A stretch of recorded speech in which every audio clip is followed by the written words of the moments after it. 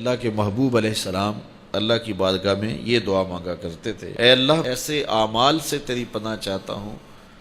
اور ایسے افعال سے تیری پناہ چاہتا ہوں کہ جو منع کیے گئے ہیں، والاہوا اور خواہشات سے، آرزوؤں سے، جن آرزوؤں کی طلب منع کی گئی ہے، جو آرزوئیں دھکیل دیتی ہیں گناہوں میں، تو ایسی آرزوؤں سے محفوظ کیا جائے، ایسے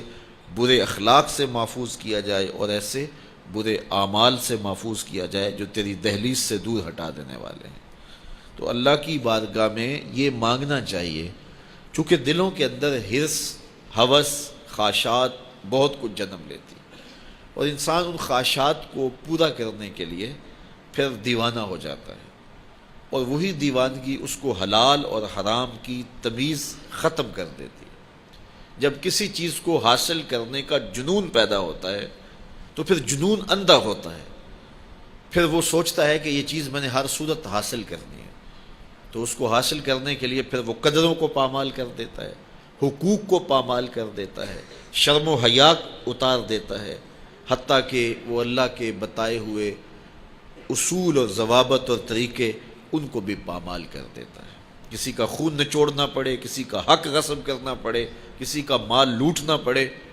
وہ اپنے ہدف تک ہر صورت پہنچنا چاہتا ہے کہ یہ میرا ہدف ہے، میرے پاس اتنی جائیداد ہونی چاہیے، مجھے یہ حاصل کرنا ہے اور ہر صورت حاصل کرنا ہے۔ تو اگر یہ حرص ہی مٹ جائے، یہ ہوس ہی کم ہو جائے، تو پھر انسان کی زندگی سوکھی ہو جائے گی، وہ جہاں ہوگا وہاں مطمئن ہوگا۔ تو اللہ کی بارگاہ میں یہ دعا مانگنی چاہیے کہ مالک میری آرزوئیں کم ہو جائیں اور میری ایسی آرزو میرے سینے میں پنپنے نہ پائے جس آرزو سے تو نے منع کیا ہوا ہے۔ آرزوئیں بڑھتی رہتی ہیں، ایک آرزو پوری ہوتی ہے تو اس کے ساتھ دوسری آرزو کھڑی ہوتی ہے، وہ پوری ہوتی ہے تو تیسری آرزو کھڑی ہوتی ہے، وہ پوری ہوتی ہے تو چوتھی آرزو کھڑی ہوتی ہے۔ تو بندہ سفر کرتا ہے، یہ پوری کر لوں، یہ پوری کر لوں، یہ پوری کر لوں، لیکن آگے پھر آرزویں کھڑی ہوتی ہیں، تو پھر کہیں اس کو جو ہے وہ فل سٹاپ تو لگانا پڑے گا کہ اس سے آگے نہیں ہے۔ تو جب وہ فل سٹاپ لگا لے گا تو پھر اس کی زندگی سوکھی ہوگی، لیکن جب آرزوئیں اسے کہیں ٹھہرنے نہیں دیتی تو قبر کے کنارے تک بھی اس کی آرزوئیں تکمیل پذیر نہیں ہوتی۔ وہ غالب نے کہا تھا، ہزاروں خواہشیں ایسی کہ ہر خواہش پہ دم نکلے، بہت نکلے میرے ارمان لیکن پھر بھی کم نکلے۔ تو جتنے بھی دنیا کے اوپر لوگ اپنی زندگی کے مقصد کو فراموش کر دیتے ہیں، وہ آرزوؤں کا شکار ہو جاتے ہیں، اہوا کا شکار ہو جاتے ہیں، خواہشات کے اسیر اور قیدی ہو جاتے ہیں۔ لیکن خواہشات بڑھتی چلی جاتی ہیں اور انسان کی کبھی بھی تکمیل نہیں ہوتی۔ حضور نے فرمایا، ابن آدم کو اگر ایک وادی سونے کی دے دی جائے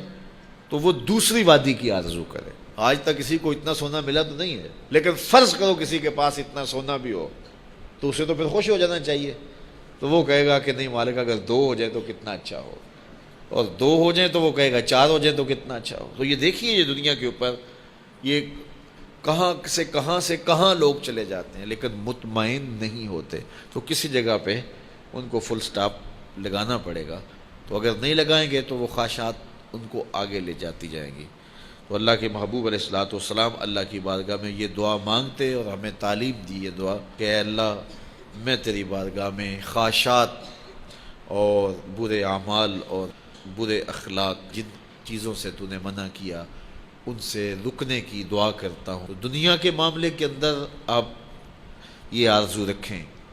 کہ بس ٹھیک ہے اتنے کافی ہے، شکر ہے میرے لیے اتنے کافی ہے، لیکن جب دین کا معاملہ ہو، ہاں اس وقت آپ کا لالچ ہو کہ اللہ تعالیٰ مجھے یہ نیکی بھی دے دے، یہ خیر بھی دے دے، یہ خیر بھی دے دے، 5 نمازیں پڑھتا ہوں اللہ مجھے تہجد بھی دے دے، پھر کہا مالک تو مجھے 7 روزے رکھنے کی توفیق بھی دے دے، صدقے کی توفیق بھی دے دے، تو پھر آرزو بڑھتی رہے صدقے کی، خیرات کی، نیک اعمال کی۔ لیکن یہاں ہم جب اعمال خیر کی بات آتی ہے تو اس وقت ہمارا رویہ یہ ہوتا ہے کہ اگر فلاں بخشا گیا تو ہم بھی بخشے جائیں گے، فلاں تو نماز بھی نہیں پڑھتا، میں تو پھر 5 پڑھتا ہوں۔ اور جب دنیا کا معاملہ آتا ہے تو پھر ہم اپنے جو ہے وہ آگے دیکھتے ہیں کہ فلاں کہاں پہنچ گیا، ہم کتنے پیچھے رہ گئے۔ تو ہماری پریشانی، ہماری ٹینشن یہ ہے کہ ہم دیکھتے ہیں فلاں کے پاس وہ ہے، ہمارے پاس نہیں ہے۔ لیکن اگر ہم نیچے دیکھیں کہ فلاں کے پاس یہ بھی نہیں ہے